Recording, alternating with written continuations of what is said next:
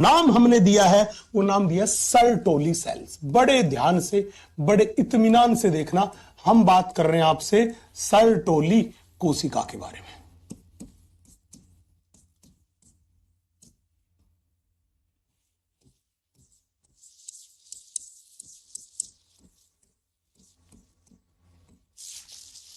हम बात कर रहे हैं आपसे, वो बात कर रहे हैं सर्टोली सेल्स के बारे में, सर्टोली सेल्स के बारे में।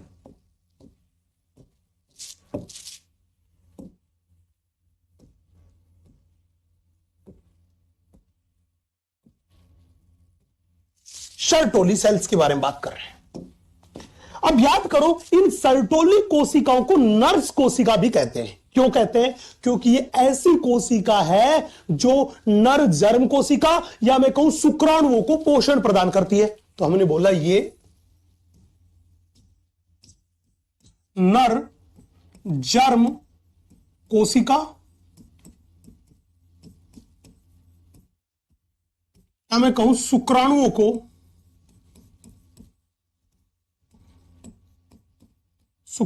को पोषण प्रदान करती है।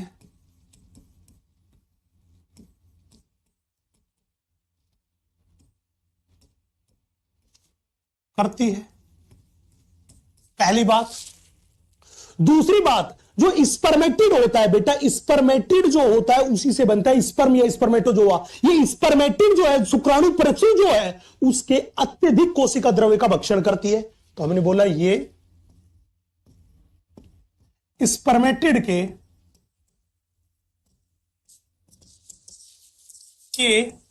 अत्यधिक कोशिका द्रव्य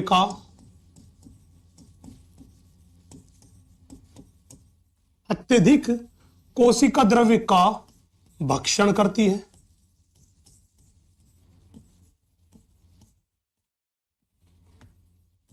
अत्यधिक कोशिका द्रव्य का भक्षण करती है। यह शुक्राणु का अत्यधिक कोशिका द्रव्य होता है, उसका भक्षण करने का काम करती है। बोला सर और क्या काम करती है? बड़े ध्यान से देखना बेटा, एक परिवर्धनशील शुक्राणु जो है उसका सिर जो है वो सर्टोली कोशिकाओं के कोशिका द्रव्य में धसा होता है। तो हमने बोला कि याद रखना, परिवर्धनशील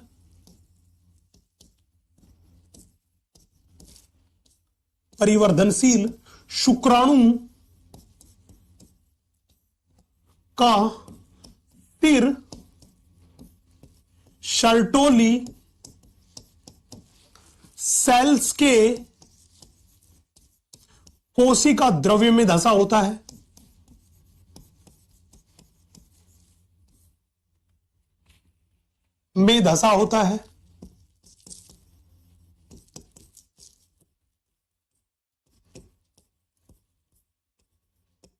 बोला गुरुजी ठीक बात है, उसके अलावा कोई खास बात? हमने कहा यस। मेरे को बताओ, हमारे शरीर की सारी जो कोशिकाएं हैं वो द्विगुणित कोशिकाएं हैं। केवल हमारे शरीर में जो गैमीट बनते हैं, नर में जो स्पर्म बनते हैं, वही अगुणित है। तो स्पर्म जो है वो तो है अगुणित, बाकी शरीर की कोशिकाएं कैसी है? द्विगुणित। बोलो हां कि ना, जल्दी बोलो, हां जी कि ना जी? हां जी, हां जी कि ना जी, ना जी कि ना ना ना ना ना रे, ना रे, ना रे। बोल दो जल्दी से यस।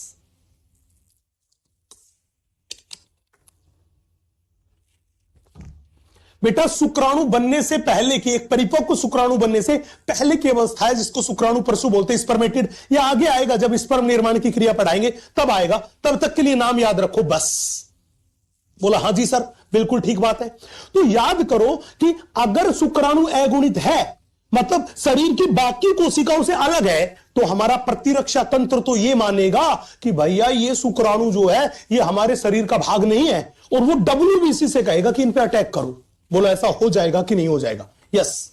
ऐसा हो सकता है कि नहीं हो सकता? बोला बिल्कुल होगा, यही होगा, क्योंकि पूरे शरीर की कोशिकाएं तो द्विगुणित है, शुक्राणु अगुणित है। तो शरीर की जो WBC रहेगी, प्रतिरक्षा तंत्र है, वो तो ये समझेगा कि कोई बाहर का रोगाणु आ गया जो हमारे शरीर का पार्ट नहीं है, तो वो उस पर अटैक कर सकती है। तो उनके ऊपर WBC का खतरा मंडराता रहेगा। जैसे जैसे मरे हुए जानवर को चील देखती रहती है, तो WBC चील की तरह मंडराती रहेगी। लेकिन लेकिन लेकिन ये सर्टोली कोशिका ऐसी कोशिका है जो उन शुक्राणुओं को डब्ल्यूबीसी से बचाती है। कैसे? ये एग्जैक्टली में एक बैरियर, एक अवरोध उत्पन्न कर देती है जिसके कारण डब्ल्यूबीसी सेमिनिफेरस ट्यूब्यूल में प्रवेश नहीं कर पाती और उस अवरोध को बोलते हैं blood testis barrier, blood testis barrier. तो मैंने बोला ये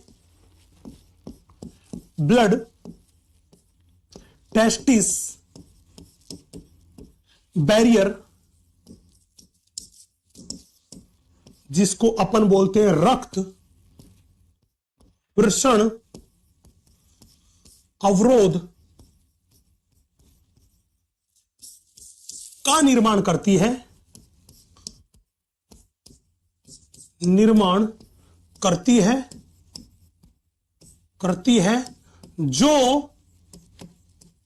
जो रक्त से डब्ल्यूबीसीज तथा हानिकारक कणों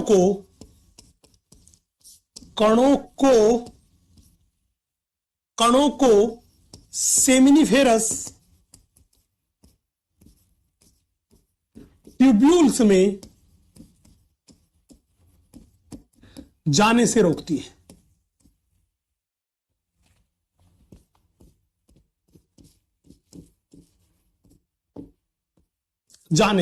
है। यस, तो हमने बोला ये ब्लड टेस्टिस बैरियर क्या काम करता है? ये डब्ल्यूबीसी और हानिकारक कणों को रक्त से सेमिनिफेरस ट्यूब्यूल में नहीं जाने देता, क्योंकि अगर गलती से ये हानिकारक कण या डब्ल्यूबीसी सेमिनिफेरस ट्यूब्यूल में पहुंच जाती तो इससे स्पर्म की जान को खतरा था। तो उस खतरे से बचाने का काम किसने किया? शर्टोली कोशिका ने किया। किसने किया? शर्टोली कोशिका ने किया। बोला सर इसके अलावा भी काम करती है? यस, ये शर्टोली कोशिका भी कुछ हार्मोन का स्रावण करती है। नाम बताओ सर? तो बड़े ध्यान से देखना। तो हमने बोला ये ABP that is androgen binding protein inhibin hormone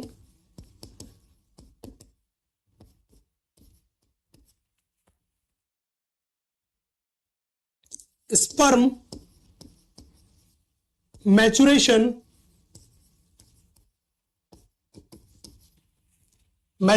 factor, जिसको बोलते हैं शुक्राणु परिपक्वन कारक आदि का स्रावण करती है।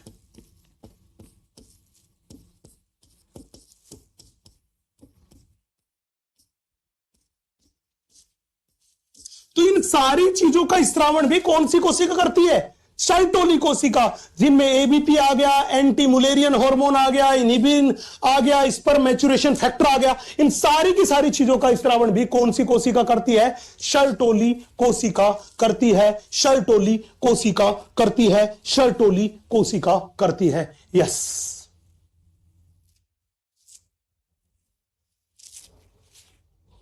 शर्टोली कोशिका करती है। यस, अब बड़े ध्यान से, बड़े इत्मीनान से देखना। अब बड़े ध्यान से, बड़े इत्मीनान से देखना। यस, सवाल था गुरुजी, इतनी कहानी तो एकदम क्लियर है। आप हमें क्या ये बता सकते हैं क्या कि स्पर्मेटोगोनिया स्पर्म का निर्माण कैसे करती है? ये शर्टोली कोशिकाएं जो है ये स्पर्म के निर्माण में किस प्रकार योगदान करती है? इन लेडिंग कोशिकाओं का स्पर्म के निर्माण में क्या योगदान है? क्या इस बारे में आप कुछ बता सकते हैं क्या? इस बारे में आप कुछ बता सकते हैं क्या? आप हमें यह बताओ। यस, तो इतनी बात को नोट करो, फिर मैं एक शुक्राणु के निर्माण की प्रक्रिया का एक छोटा सा ओवरव्यू दे देता हूं। डिटेल में तो ये बात करेंगे हम आगे चल के करेंगे, जब हम युग्मक जनन के बारे में बात करेंगे तब बात करेंगे, लेकिन एक छोटा सा ओवरव्यू दे देता हूं जिससे आपकी बहुत सारी समस्याओं का समाधान यहीं पर हो जाएगा। यस, तो अगर तुम कहो तो मैं थोड़ी सी आगे की बात करूं, लेकिन उससे पहले इतनी सी बात को नोट करो, नोट करो, नोट करो, और फिर मुझे बता दो हाउ इज द जोश। इतनी सी बात को नोट करो और फिर मुझे बता दो हाउ इज द जोश, हाउ इज द जोश, हाउ इज द जोश। बोला गुरुजी जोश के बारे में मत पूछो, रसगुल्ला आर्मी का जोश तो हमेशा ही इतना बवंडर होता है कि हम अच्छे अच्छे लोगों की धज्जियां उड़ा दे।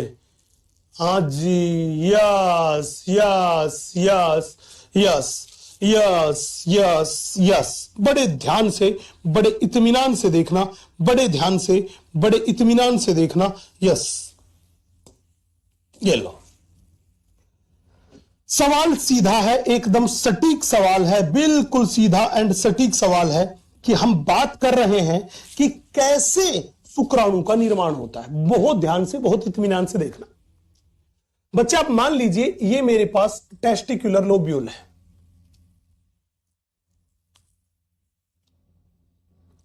हमने बोला इस टेस्टिकुलर लोब्यूल के अंदर मान लीजिए ये मेरे पास कोई सेमिनिफेरस ट्यूब्यूल है। क्या लीजिए, हम दो ही बना लेते हैं। एक सेमिनिफेरस ट्यूब्यूल ये रही और दूसरी सेमिनिफेरस ट्यूब्यूल हमने बोल दिया इसके बगल में ये रही। ये दोनों की दोनों सेमिनिफेरस ट्यूब्यूल है। हमने बोला था कि सेमिनिफेरस ट्यूब्यूल जो है उसके आंतरिक भित्ति में पाई जाती है दो प्रकार की कोशिकाएं। एक तो हमने मान लिया ये पीले रंग की कोशिकाएं,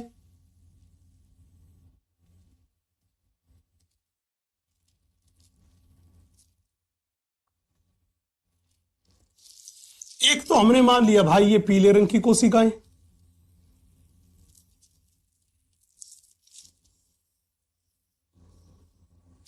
और दूसरी हमने मान लिया ये नीले रंग की कोशिकाएं।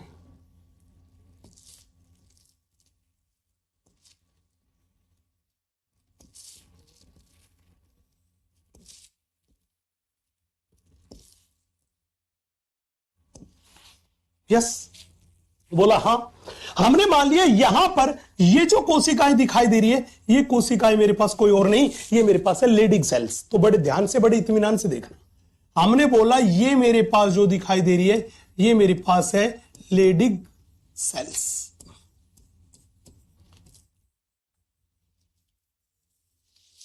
और यहां पर ये जो नीले रंग की कोशिकाएं हमें दिखाई दे रही है, यस, ये नीले रंग की कोशिकाएं में जो दिखाई दे रही है ये मेरे पास है सर्टोली सेल।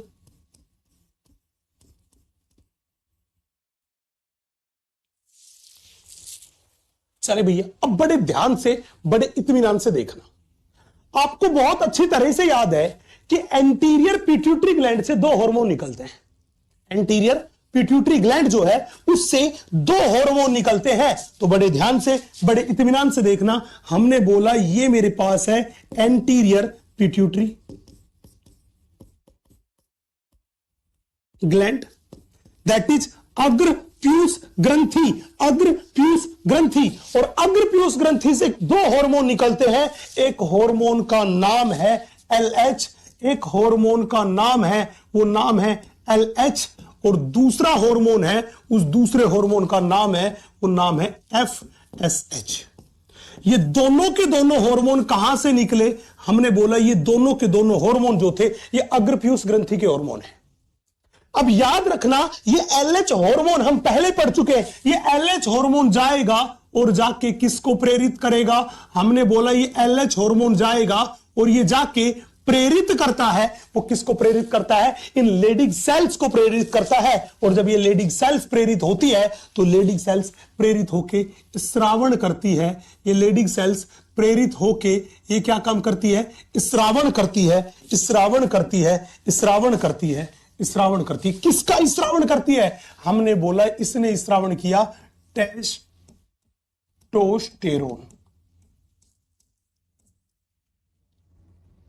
हार्मोन, या मैं कह दूं इसी को अपन ने बोल दिया एंड्रोजन हार्मोन।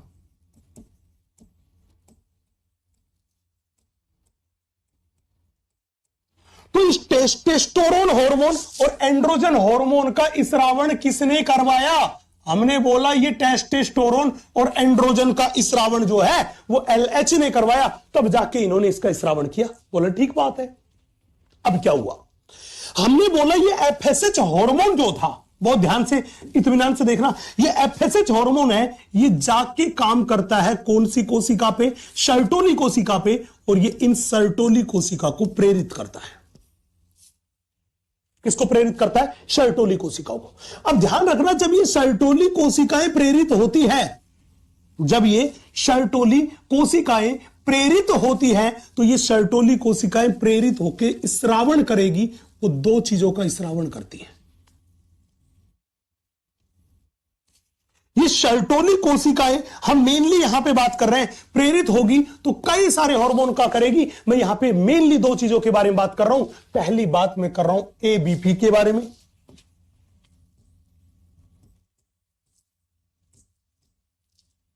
जिसको अपन बोलते हैं एंड्रोजन बाइंडिंग प्रोटीन के बारे में।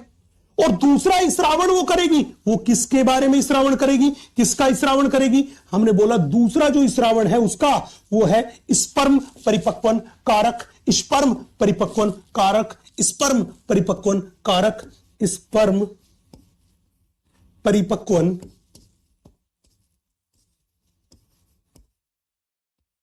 कारक, स्पर्म परिपक्वन कारक, स्पर्म परिपक्वन कारक, इन दो चीजों का स्रावण करेगी।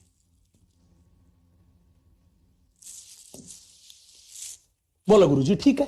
इन दो इंपॉर्टेंट चीजों पे थोड़ा गौर फरमाइएगा, थोड़ा ध्यान फरमाइएगा, प्रॉब्लम यहीं पे खत्म हो जाएगी। यस, अब पूछेगा सर इतना काम किसने किया? ये किया एफएसएच एलएच ने। अब बड़े ध्यान से देखना, यहां पर अपने पास ये पीले रंग की कोशिकाएं आपको दिखाई दे रही होगी। बेटा ये पीले रंग की कोशिकाएं जो है, ये मेरे पास है स्पर्मेटोगोनिया।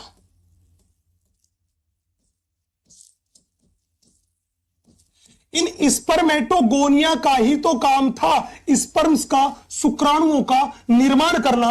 ये काम किसका था? इन्हीं स्पर्मेटोगोनिया का काम था। इन्हीं स्पर्मेटोगोनिया का काम था स्पर्म्स का, शुक्राणुओं का निर्माण करना। बोला गुरुजी ठीक है। हुआ क्या? बच्चे याद रखना, ना तो एलएच हार्मोन सीधा स्पर्मेटोगोनिया पे काम करता है, ना ही एफएसएच हार्मोन स्पर्मेटोगोनिया पे काम करता है। एफएसएच हार्मोन हमेशा सर्टोली कोशिका पे काम करता है, ये सीधे स्पर्मेटोगोनिया पे काम नहीं करता। पहला कॉन्सेप्ट तो ये हर हाल में याद रखना है। बोला सर ठीक है। फिर क्या हुआ? हमने बोला कि ये स्पर्मेटोगोनिया जो थी, इस स्पर्मेटोगोनिया को अगर स्पर्म का निर्माण करना है तो इसके पास टेस्टोस्टेरोन हार्मोन पहुंचना चाहिए। तो अब बोला वो कैसे जाए? याद करो, इस एबीपी का मतलब है एंड्रोजन बाइंडिंग प्रोटीन। मतलब ये टेस्टोस्टेरोन हार्मोन जो था, ये इस एबीपी से जुड़ेगा और ये कहां लेके जाएगी उसको? ये लेके जाएगी उसको इस स्पर्मेटोगोनिया तक। ये लेकर जाएगी इसको कहां पर? स्पर्मेटोगोनिया तक। तो हमने यही बात कही कि अपने पास ये एबीपी और ये इस एबीपी और अपने पास ये टेस्टोस्टेरोन, ये दोनों जाएंगे और ये दोनों जाके क्या करेंगे बेटा? प्रेरित करेंगे किसको? इस स्पर्मेटोगोनिया को, इस स्पर्मेटोगोनिया को। जब ये दोनों के दोनों जाके इस स्पर्मेटोगोनिया को प्रेरित करेंगे तो इस स्पर्मेटोगोनिया का आकार जो था, इस स्पर्मेटोगोनिया का आकार जो था, उस आकार में होगी वृद्धि। हमने बोला इसने प्रेरित किया तो उसकी वजह से क्या हुआ? हमने बोला ये स्पर्मेटोगोनिया है, इसके आकार में वृद्धि हुई। जब इसके आकार में वृद्धि होती है तो इससे बनती है प्राइमरी स्पर्मेटोसाइट।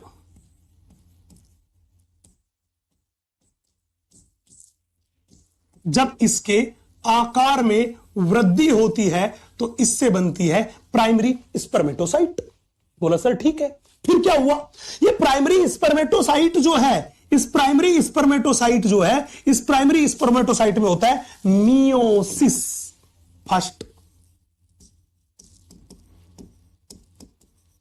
जब इसमें मियोसिस फर्स्ट होता है तो अपने पास बनती है सेकेंडरी स्पर्मेटोसाइट।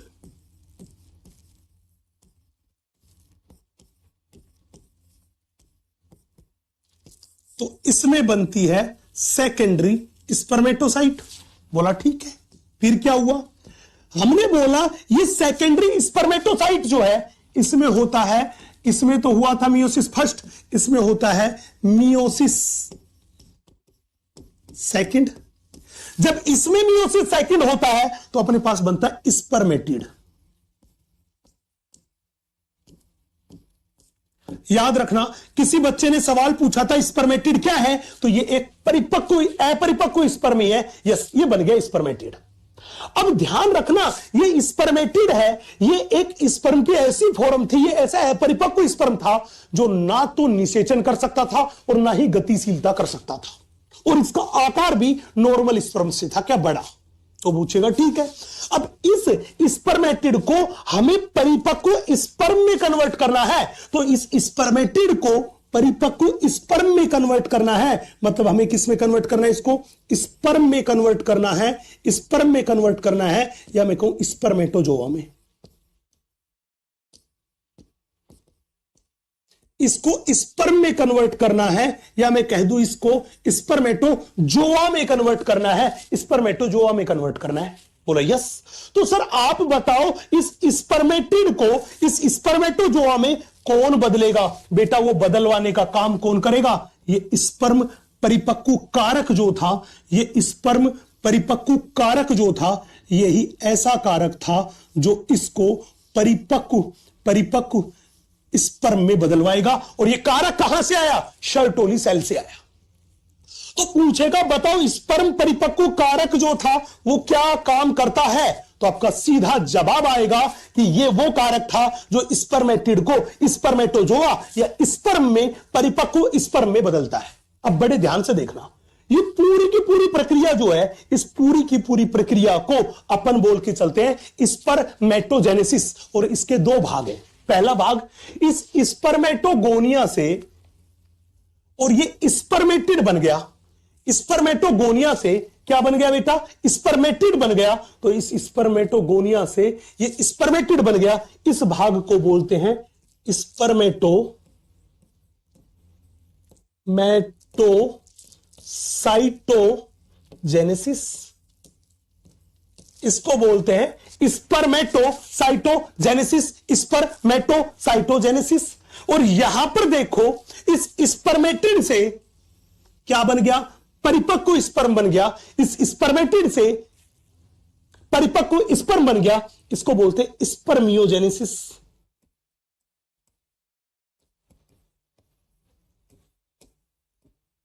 इसी को बोलते हैं स्पर्मियोजेनेसिस, इसी को बोलते हैं स्पर्मियोजेनेसिस। और मेरे लाडलो, ये दोनों की दोनों जो प्रक्रिया है, ये दोनों की दोनों प्रक्रिया यहां से लेकर यहां तक की, ये दोनों की दोनों प्रक्रिया है, इसे ही बोलते हैं स्पर्मेटोजेनेसिस। इन दोनों की दोनों प्रक्रिया को ही मिला के हम बोलते हैं स्पर्मेटोजेनेसिस, स्पर्मेटोजेनेसिस, स्पर्मेटोजेनेसिस। और इस पूरी कहानी को बड़े ध्यान से, बड़े इत्मीनान से आप देख लीजिएगा, नोट कर लीजिएगा। आपको इन लीडिंग सेल का काम भी समझ में आ गया, इन शर्टोली सेल का काम भी समझ में आ गया, इन स्पर्मेटोगोनिया ने कैसे स्पर्म बनाया ये काम भी समझ में आ गया, ये काम भी समझ में आ गया। लेकिन सबसे इंपॉर्टेंट बात, झंडा यहां पर गाड़ लेना, सबसे इंपॉर्टेंट बात झंडा यहां पर गाड़ लेना कि ये एफएसएच हार्मोन जो है ये कभी भी सीधे स्पर्मेटोगोनिया पे काम नहीं करता, नहीं करता, नहीं करता।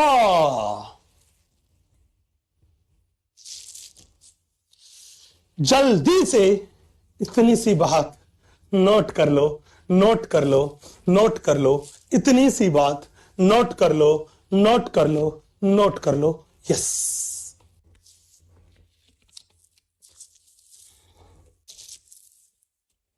इसे इतनी सी बात नोट कर लो, नोट कर लो, नोट कर लो। बोला गुरुदेव नोट हो गया। अगर ये मेरे लाडले नोट हो गया तो मैं सीधा ले चलता हूं आपको रसगुल्लों की अदालत।